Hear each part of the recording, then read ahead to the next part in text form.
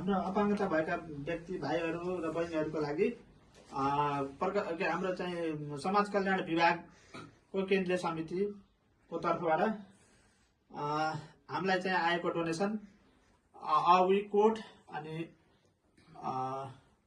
थुप्रै एजुकेसन सञ्जाल संस्थाले हामीलाई चाहिँ यो चाहिँ लुगा र लत्ता कपडाहरूको डोनेसन गर्नुभएको छ।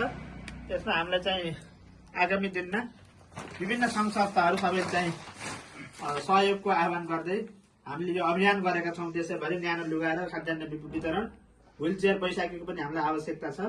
हजुरहरूले सहयोग गर्नु होला। र अहिले हामीले मानव समाज कल्याणका कोषाध्यक्ष हजुर उहाँलाई चाहिँ राजा दयाराम महर्जन उहाँको हातबाट हस्तान्तरण गरेका छौँ। उहाँहरूले चाहिँ यो सबै क्षेत्रमा वितरण गर्नुहुनेछ। धन्यवाद। ल नमस्ते हाम्रो नीलकण्ठ सरज्यूलाई र उहाँले यसरी सहयोग गर्नु भएकोमा र उहाँलाई पनि दिने दाताहरूलाई धेरै धेरै धन्यवाद छ।